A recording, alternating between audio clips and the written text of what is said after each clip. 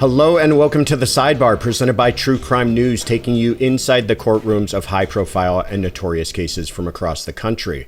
I'm your host, Joshua Ritter. I'm a criminal defense lawyer based in Los Angeles and previously an LA County prosecutor for a decade. You can find me on all social media at Joshua Ritter ESQ or at joshuaritter.com. We're recording this on Wednesday, September 11th, 2024. Just one quick programming note. You may have noticed that we've switched up our schedule a little bit, so we will now be recording on Wednesdays and releasing these Sidebar episodes on Fridays. So stay tuned for our Friday episodes moving forward. In this week's episode, a mother accused of shooting and burying her husband claims that the man was shot by her 7-year-old daughter. Plus, the tragic killing of a collegiate gymnast with her wrestler boyfriend claiming he shot her because he feared for his life. But first, the father of a school shooter faces the most severe charges leveled against a parent for their child's criminal acts to date. Today, we are joined by Bob Motta, a criminal defense attorney, legal analyst, and the host of the True Crime podcast, Defense Diaries. Bob, welcome back to the show. Thanks for having me, Josh. Always a pleasure, my friend.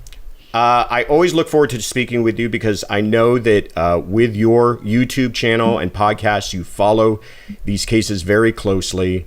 So you've got your finger to the pulse of what's going on with a lot of them. And in fact, one of the cases we're going to cover today, you are live streaming that trial. So I'm really curious to hear your thoughts on that one in particular. But let's jump right in out of Barrow County, Georgia. In another case, further testing the criminal culpability of parents, prosecutors have promptly filed charges against the father of a recent school shooter. Colin Gray, the father of Colt Gray, will face the most severe charges leveled against any parents of a school shooter months after jurors convicted the parents of the Oxford school shooter of involuntary manslaughter in the landmark cases of James and Jennifer Crumbley. Gray's 14-year-old son, Colt, is accused of the shooting rampage that unfolded at Appalachia High School, taking the lives of 2 students, Mason Schermerhorn and Christian Angulo, and 2 adults, Christina Irami and Richard Aspinwall. In addition to 4 counts of involuntary manslaughter, the senior Gray will also face second-degree murder charges in an unprecedented move that could open the father up to 180 years in prison if convicted on all counts. While the case bears many similarities to the prosecution of the Crumbleys, they received sentences of 10 to 15 years, a fraction of the exposure currently facing Gray. However, it remains to be seen if jurors may view the charges as a step too far. Bob, I know you followed the Crumbley case, and I think you had thoughts on that case similar to mine in that, it really was starting to test the bounds of criminal liability being extended to parents. This case now is taking it a step further with actually bringing murder charges.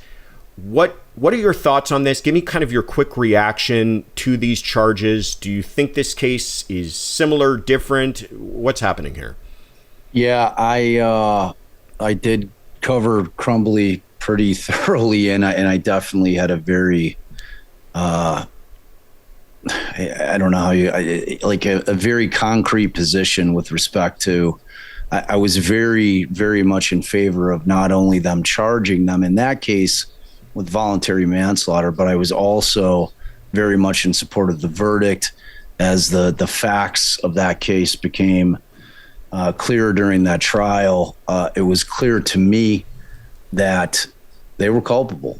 And I warned everybody, if you want to use that word, or suggested to everybody that what was going to be happening as a result of that verdict is that every parent in this country is now going to be on the hook if they're choosing to essentially largely ignore their children and their children proceed to go out and commit heinous acts outside of their presence. Because ultimately it's an issue of foreseeability. And in Crumbley, there was no question in my mind that could have been prevented by parents that were far more in tune with what was going on with their children. And Ethan was struggling. and for me in that case, it was ultimately, and I know that we talked about it the last time that we talked about it, but that math test that he had written on that morning and passed off to his teacher, which then got brought to the principal, which then was emailed to Jennifer Crumbly, who then was called into the school with their husband. They sat in a room. And my position was, I don't care what the school is saying. If somebody hands me that test that says I can't stop the thoughts, help me, blood everywhere, drawings of a person that's been shot, I am taking my child out of school immediately. Like it matters not to me what the school is saying to me. It's my child. I'm taking my kid immediately to my car. I'm going to start talking while I'm on the way to driving them to get help, to find out what's going on. Like that, to me, that was unequivocal. And frankly, this case is on all fours with it. Like the more information that comes out, the more I'm convinced that they are going to be able to have a very, very strong probability of having that second-degree murder stick. Yeah, it's funny, when the Crumbly case happened, many people were asking that question that you were about, what does this mean for parents moving forward? And like you said, that they're on notice is what, to me, that case stood for. But then there was a lot of people saying, well, let's dial it back, because that was very fact specific. The prosecutors in that case were looking at a lot of things, like you pointed out, the note and the way that the weapon was kept and all of these other kind of warning signs. And everybody seemed to be comfortable with the idea of, well, we're probably not going to see a fact scenario like that very often. Less than a year later, we're looking at squarely the same thing, with the prosecutors even getting a little bit more aggressive with the charges. Now, in this case, like you said, there's a lot of problems. There was apparently the Child and Family Services had apparently already spoken to the father.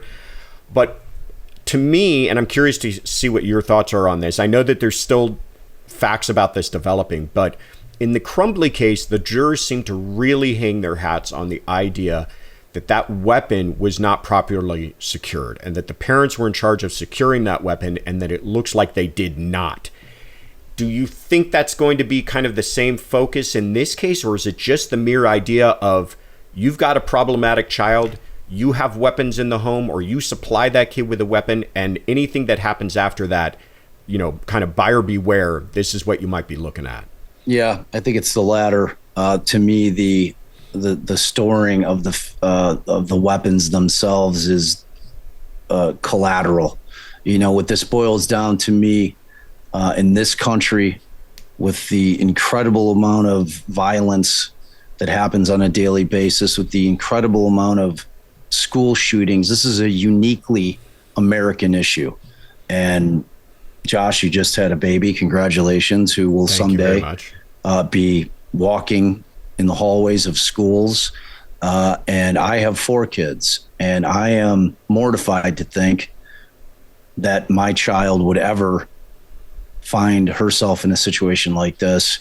Enough is enough. And in terms of these kids whose minds have not formed fully, I'm sorry, a 14-year-old's mind is not fully formed. And parents have a responsibility. They have a duty to their children. And what we're seeing in both Crumbly and this case, and there's going to be more. We can be guaranteed there is going to be more that they find in terms of evidence of Colt's mental state leading up to this. I mean, the day of, we started hearing immediately. So when I have that knowledge, that thought is even potentially rumbling around in my kid's head, I've got a problem right there that I need to start dealing with as a parent. And it just wasn't happening here. I'm all for the Second Amendment. I think we need it. It's that the purpose of it is for us to girder ourselves against the government in the event that we need to, which hopefully does not happen. But I mean, that was the spirit of the amendment back when it was drafted by our forefathers.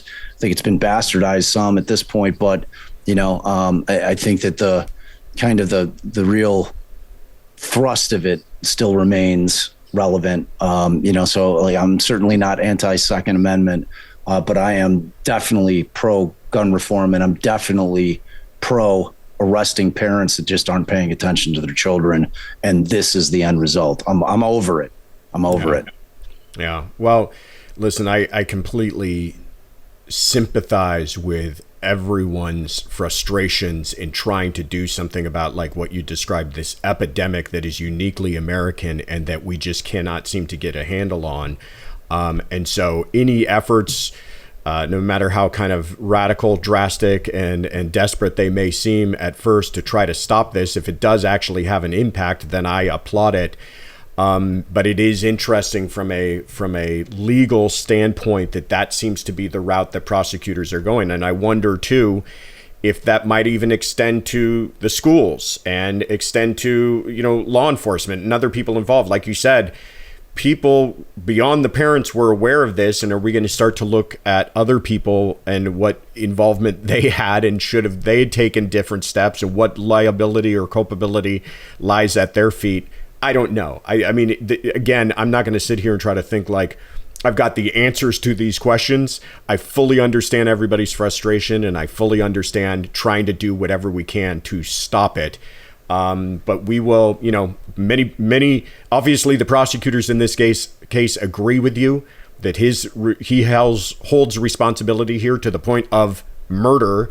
And we'll see if jurors agree with them. It's going to be another interesting kind of test case on the fringes of criminal liability. It really is. And like you said, that's a big leap, going from voluntary manslaughter to second degree murder. It really is. Yeah. There's almost the difference of the intent factor is significant. Whether or not they're going to be able to make that leap is a whole different situation. I've looked up the Georgia statute. It kind of runs hand in hand with the 4 additional charges they charged him with, which was something akin to the child endangerment. Like that's part of it there. The cruelty to children. So that in the second degree. So like they have to have one to have the other for that second degree. And that's why they had charged him with the 4. Yeah, it'll be interesting to see it. But, I guess ultimately at the end of the day, is it going to be a deterrent? Like I've always been in the mindset that the death penalty has never deterred somebody who's been, dead set on ending somebody else's life. They've never stopped and thought, oh, well, I don't want to get the death penalty, so I'm not going to do this. I think this is a different situation. I think that if several adults and parents are made examples of that, look, wake up, we're warning you. We are telling you, the states, and I said it, every prosecutor's office in the country, when they got that crumbly verdict, this is what they're going to start doing. And it bared itself to be true. And I'm here for it personally. And I know that there's people on the other side of it, but with this one, I'm over kids getting killed in school, and that's that. So yeah, well, we'll see how it plays out. I agree with you on that. And yeah, we'll see how it plays out. It'll definitely have reverberations throughout both the legal community and parental community if he is convicted, and we'll continue to keep an eye on it. Let's move to Lake County, Florida, where the murder trial is underway for a woman accused of her husband's death after claiming that her then 7-year-old daughter committed the crime. Laurie Shaver allegedly shot her husband, Michael, before burying the body in the backyard of the family's home following a domestic incident. Prosecutors then say she assumed his identity online for years while telling family and friends he had abandoned the family.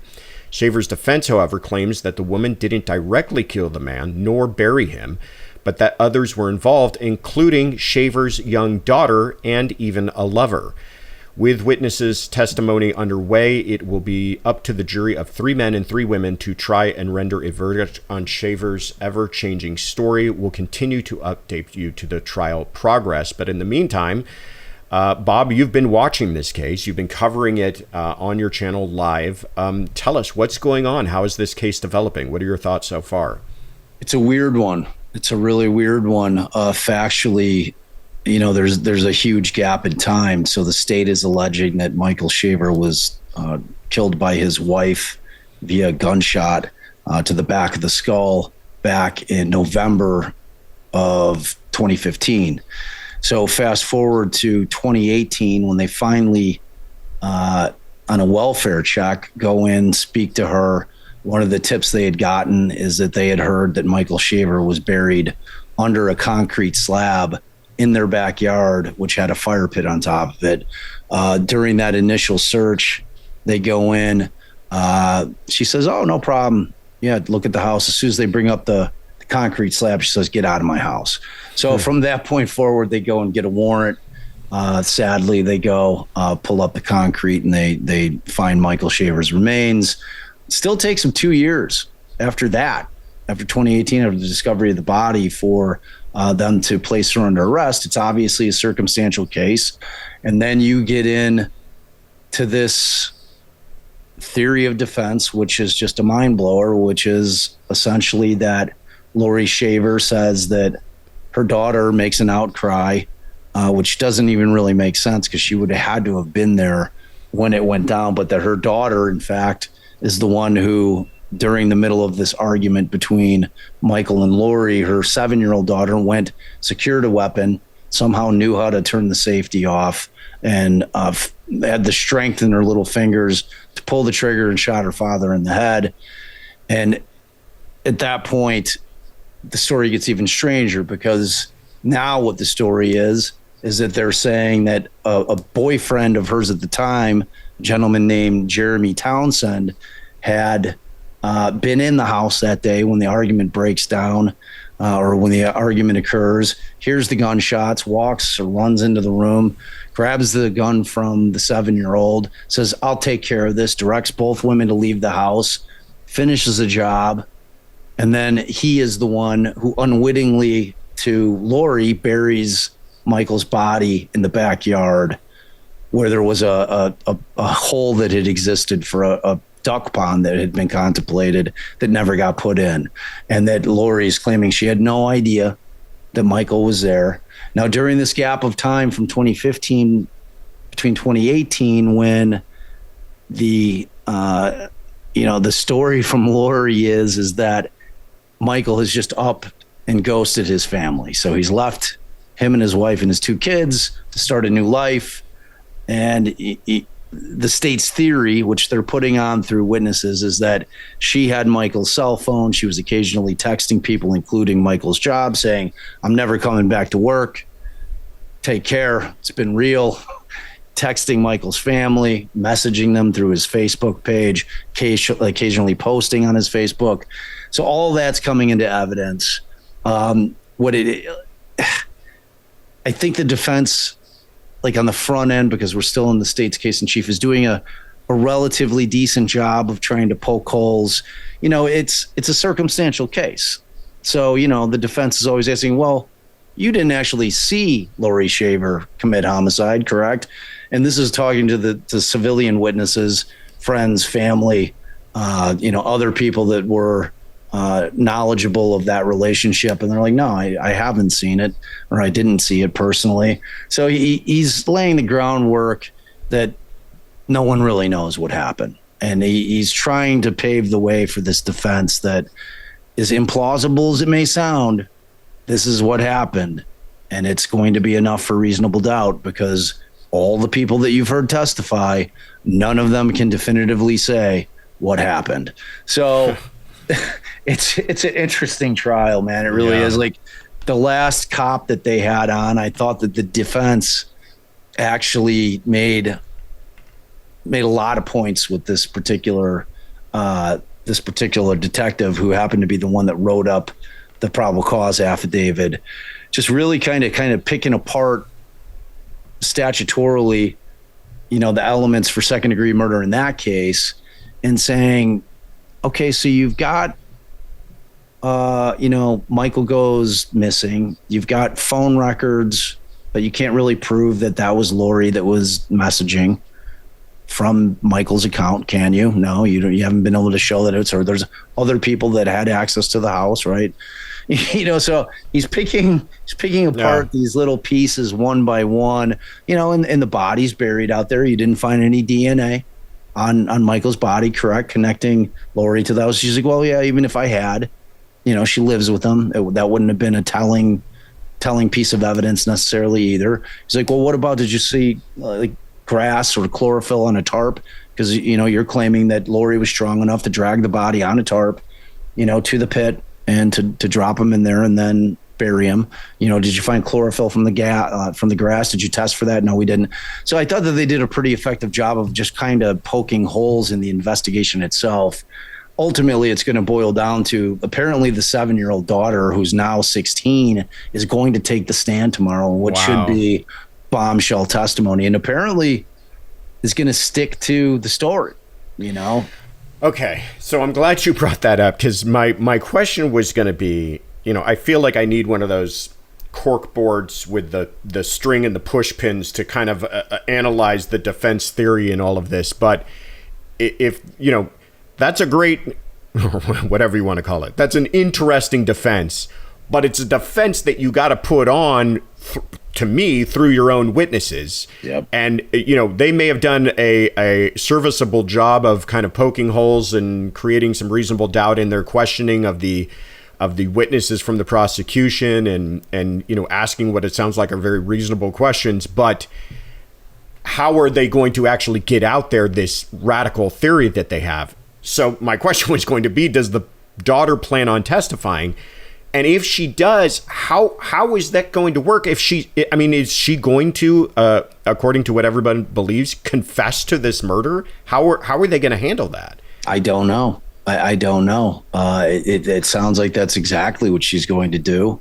The question then becomes, the state didn't even contemplate that as a reality or as a possibility at all. So when she gets on the stand and, if she essentially, and remember, there's two parts now.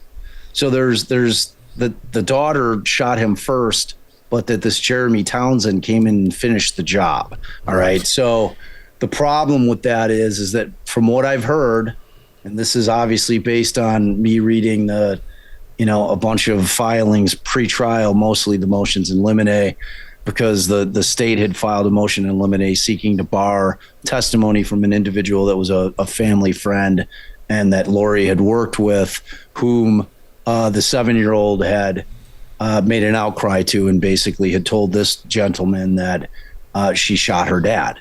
And so the state felt that it was improper bolstering, and beyond that it was hearsay.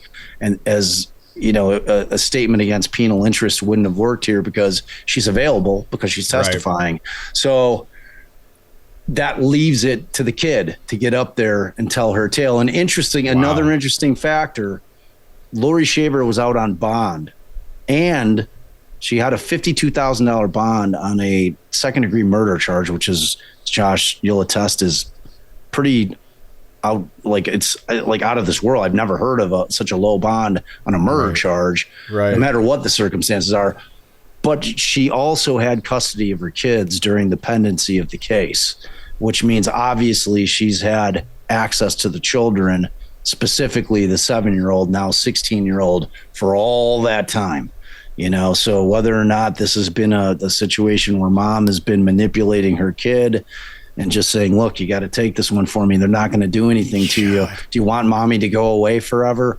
I was trying to protect you. Whatever may have happened, we'll never know. I'm sure that the state will cross as to that when she gets called, because the state's getting ready to wrap. The state, again, it's a circumstantial case. I wouldn't call it like common sense tells us that it's Laurie Shaver, right? Just commonsensically, who else is Facebooking the family? Who else is texting from his phone? She lived with them, they can't ballistically match her gun to the projectile that was found in his skull, so there's holes for the state. It's a potentially winnable case depending on the testimony of this young lady. So I'm ready for it. It's going to be, obviously they're not going to show her, they're not going to show her during the stream, but we're going to get the audio of it, and they're going to have, I guess they're going to have the camera focused on Laurie while she's testifying. So we'll get to hear the audio, which I'm anxious to hear. I'm anxious to see how it's going to play out, man. It is amazing for as long as you can be doing this, and as both an attorney and as a courtroom observer and still just be shocked by some of the stuff that you see in court. I've never heard of this. And just to think about how the jurors, they're either going to believe that a child killed her father with a gun, or that the mother did, and then worse yet, set up the daughter to take the fall for it. Right. I mean, it's just right. That's the thing, right? Yeah. That therein lies the rub for the defense. If they reject it and they're like, wow, this is where you went. Yeah. They're going to, in sentencing, it's going to be Cruella de Vil style. Like, you have no worth. So we're putting you away as long as we can. So it'll be interesting, man. It's been a kind of a slow burn trial, but it really picked up towards the end of today, because that cross that the defense attorney did of the cop was pretty interesting. Wow. Well, Bob's going to follow that on his channel, and we will, of course, follow it here and keep you all updated, because that is, I'm going to be glued to Bob's channel watching that as well, because that's pretty incredible stuff to hear what is actually going to come out. Let's leave it. Speaking of that, sorry to interrupt you. You always have a standing invite. If you want to jump on with me tomorrow, if you're not doing real lawyering, if I'm not taking care of an infant, maybe I will. Right. Yeah, that's right. Even for just a few minutes, pop on. I like it. Let's move on to our last case out of Whitewater, Wisconsin, where a former college wrestler accused of shooting his gymnast girlfriend is claiming self-defense, alleging he feared for his life in an argument with the collegiate athlete. Chad Richards is charged with first-degree murder in the shooting death of Kara Welsh after a tragic incident that unfolded near the University of Wisconsin's Whitewater campus, where Welsh was about to begin her senior year. According to police, Richards claims that he and Welsh got into a verbal argument about a topic he couldn't remember when Welsh grabbed a gun, and the pair sparred over the firearm before Welsh's body was found by authorities with several gunshot wounds, including injuries to her neck, leg, wrist, and shoulder. Richards allegedly told police that he shot the former vault champion because he feared for his life. Bob, this, self-defense to me seems to be kind of the defense attorney crutch that you see a lot of people run to when there really doesn't seem to be another explanation for what took place here. Not to say that that's not what happened. I'm not trying to disparage anything. The case, is we're going to hear all the facts of it. But tell me your impressions here. We've got this fight between a man and a woman, and he's saying that he had to disarm her and then shoot her several times, including in the neck, leg, wrist, and shoulder. What are your first impressions of this? I mean, they're both athletes. I mean, he's a college wrestler. She's a college gymnast. I mean, they're probably both relatively strong human beings. The number of times that he fires the weapon at her is going to be the problem with the self-defense. I don't know, as we stand right here discussing the case, if those are all the anterior or posterior. I don't know if they shot her in the front. I don't know if there's one gunshot in the back that destroys any kind of concept of self-defense. The number of gunshots is going to be a problem for the defense in that. Unless it was just like, I'm a terrible shot. I've never shot a gun in my entire life. I was terrified. She had the gun. I wrestled out of her hand and I just started shooting, and it was going, I mean, kind of the spray in terms of the wounds being kind of all over the body might support the fact that this kid was just kind of like firing at will, terrified that he was going to die himself. I mean, is she the gun owner? Like, there's facts that I need to know. Right. You know what I mean? Right. Like, is it registered to her? Were they at her place? Did she go and retrieve the gun during this argument? I mean, if those are facts that kind of stand up, then it could have legs. I mean, my daughter was a gymnast, my 18-year-old, and she's powerful. Like, her legs, gymnasts are very powerful in terms of their body strength. So, like, kind of this concept that, he's a college wrestler, and, this female, it sounds like this female was probably pretty capable in terms of physically taking care of herself in some kind of an altercation. So, I mean, it's not beyond the scope. Like, I don't want to just generalize and come to conclusion, based on biases or preconceived notions about men and women. Like, I mean, yeah, good. Yeah. No, good point too. I mean, as you were talking about all the things you would want to know, like who owned the gun, whose house were they at? How about like the history between the two of them too? Totally. I think it plays a huge role. I would want to know, had they ever called police before? Had there ever been allegations of domestic violence? No matter whose side it's coming from, right? I mean, if there's a whole history of him telling friends that she beats up on him or something like that, or threatens him, that might change my view of this whole thing. But for sure, I agree with you. When at first blush you hear about the number of gunshot wounds and then the placement of them, to me, you're saying, well, it can cut both ways, and I like that argument that perhaps it's just the chaos of the moment.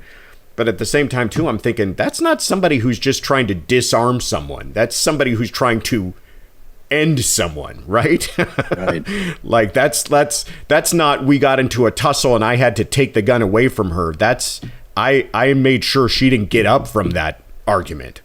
Right. Yeah. I mean, at the end of the day, kind of the issue for the state is going to be in combating this narrative is, I don't know that the state, in terms of their medical examiner and or their experts, are going to be able to tell the jury with any kind of specificity which shots came first.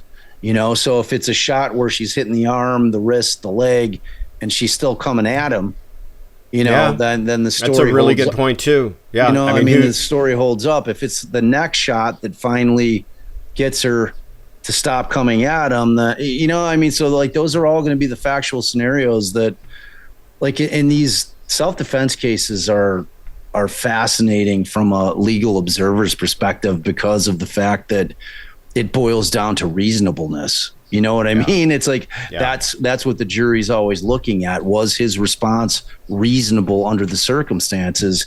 And that's ultimately what the jury is having to come back with. So sounds like a really interesting one. I hadn't heard of the case until you guys were saying, hey, we're going to be talking about it. And then I dug into it a little bit, but it's a pretty fresh arrest. So it's not a ton of facts out there. But yeah, there's a lot of questions to be had. And it certainly is going to be one to keep an eye on for certain. Yeah. And we'll keep an eye on that, as it, like Bob said, it's early on. The case has not been set for trial yet. There's still a chance of a negotiated plea or something else, but we will continue to watch it. And regardless, it's a tragedy. She sounds like she was a star athlete and she lost her life way too prematurely. But in the meantime, Bob, always a pleasure. Thank you so much for coming on again this week. Tell people where they can find out more about you, about your channel, about your podcast. All right. Pleasure. I always love hanging with you, Josh. We always have great convos. So as far as the podcast, which is my baby, Defense Diaries podcast, you can find it anywhere, Spotify, Apple Podcasts. We love it. We think it's pretty good. Different perspective, little defense attorney side perspective. But we've got both the docket and Defense Diaries under that one podcast for now. I'm gonna put the docket out on its own, but the docket, we handle all the kind of current cases that are going now. And with my OG Defense Diaries, that is serialized Gacy. My dad was Gacy's lawyer. It's pretty interesting. It's a very long form serialized podcast. So you can find that anywhere you find your pods. And then follow me on Twitter, defense_diaries. I have a pretty nice Twitter account. Try to be pretty active along with my friend Josh here. Always trying to boost him up. So check us out there. And then finally, our YouTube channel is Defense Diaries Podcast, and we'd love to have you over there. We do a lot of live streams. We cover a lot of cases, whether we're streaming trials or whether we're just digging into certain things regarding certain cases. Read a lot of pleadings on my channel. We're law nerds over there. So if you're a law nerd, you'll probably dig what we're bringing to the table over there. So that's where you can find us. Do yourselves a favor, everybody, and check it out. It's well worth watching and hearing Bob's insights, as you've heard here today. You'll get a lot more of that. And I'm your host, Josh Ritter. You can find me on Instagram and Twitter at Joshua Ritter ESQ. And if you want to hear even more of my thoughts and coverage on true crime cases, you can also check out my brand new YouTube channel, Courtroom Confidential. And you can, of course, find all of our Sidebar episodes wherever you get your podcasts. And we want to hear from you. If you've got questions or comments you'd like us to address, tweet us your questions with the hashtag TCN Sidebar. And thank you for joining us at the True Crime News Sidebar.